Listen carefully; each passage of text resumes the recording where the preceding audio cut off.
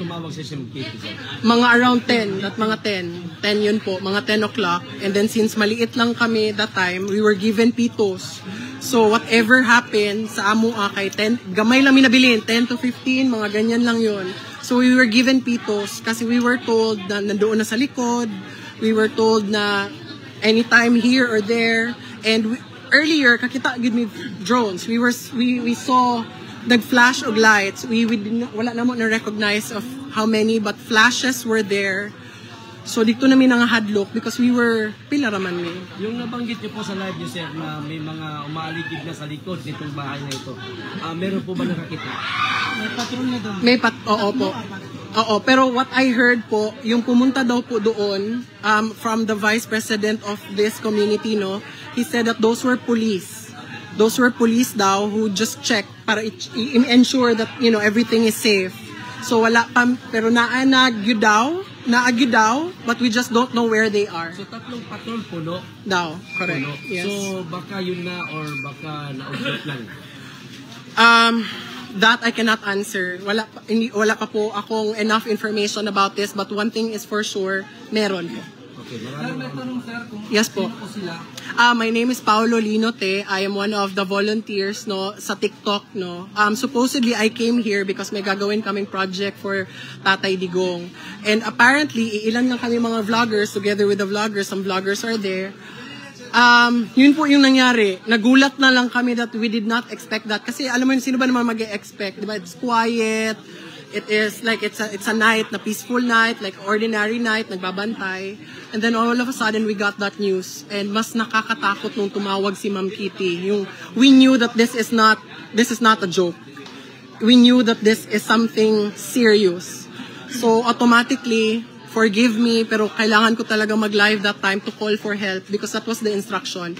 To call for help na sana may magbantay doon sa kabilang bahay, sa ibang bahay at here. Doon ba sa bahay na nabanggit niyo? May mga tao pa ron o wala? As of now, meron na rin po daw na deploy na volunteers. Sa loob mismo ng bahay o sa labas? Yung sila Kitty po, yung sa house nila, they already left. But the rest, we have wala akong news personally Pero po. meron pa mga katulad nito, mga nagbabantay, Meron po. volunteer. Meron po.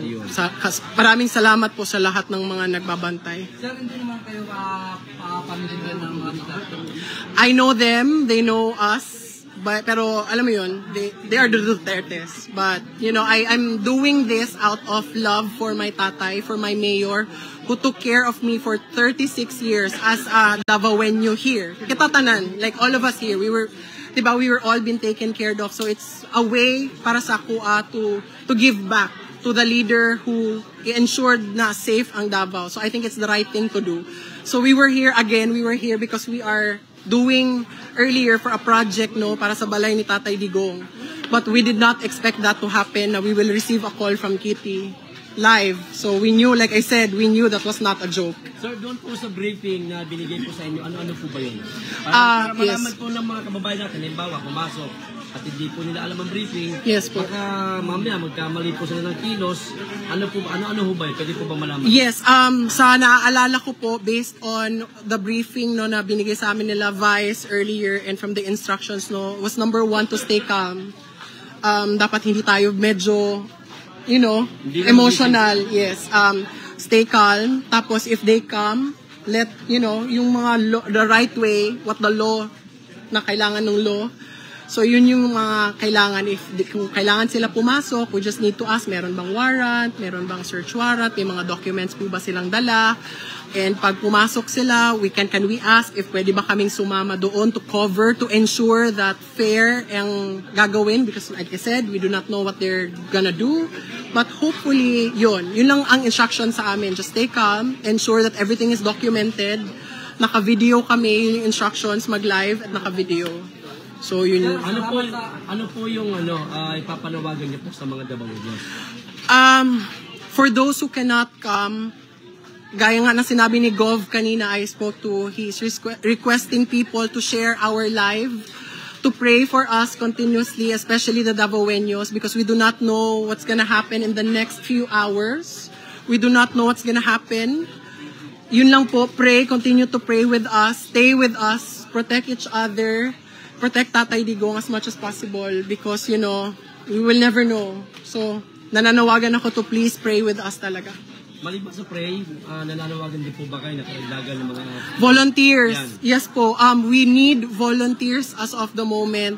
Here, dito sa Doña Luisa, we also need volunteers which I believe doon sa, hindi pa po ako sure kung papayagan po makapasok sa Royal Pines ba yun? So Royal Pines and then the other, pero from the conversation that I had with the leaders here, meron naman po daw ng mga nakabantay din doon po. So yun lang, yung here at saka yung likod nitong bahay nito, yun po ang kailangan talaga. So hopefully mga Davaoeños po na nanonood, may it be live, may it be video, I hope and I request that you guys support us here at this very moment because like I said, we do not know what's gonna happen in the next few hours. Salamat daw sir sa pag-scatter.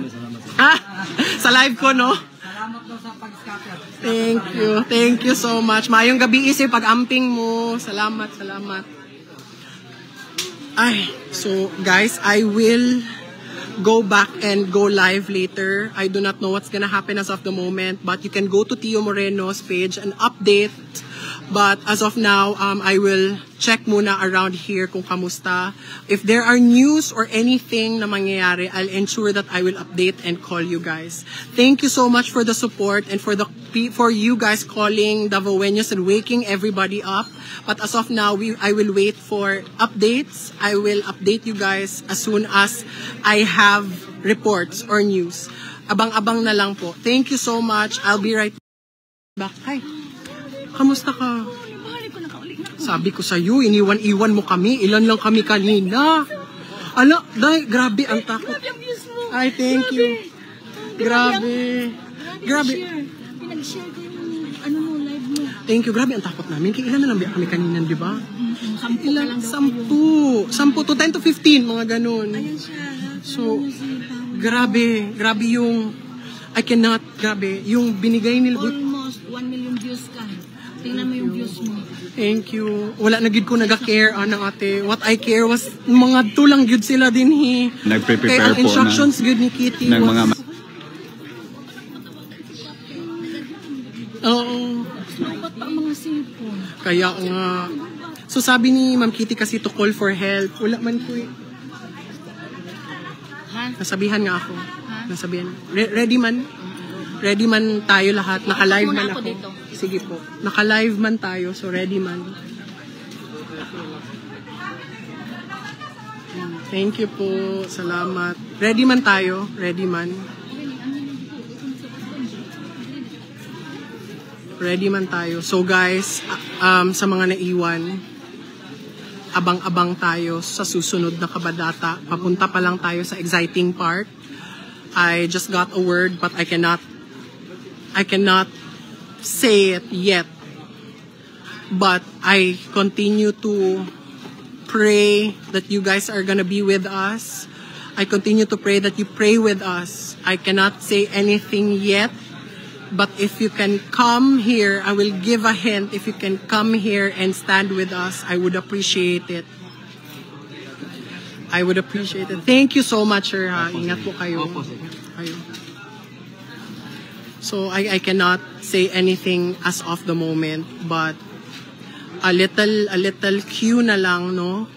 Please come here as soon as possible. Please come here as soon as possible. We need help. We need more people. Maing buntag. Buntag na ba? Buntag na di ay. Maing buntag. Salamat sa inyong pag-adto. Oy, salamat kayo. Salamat kayo, mama. Ay, dito undang ay uli, ma'am, ha?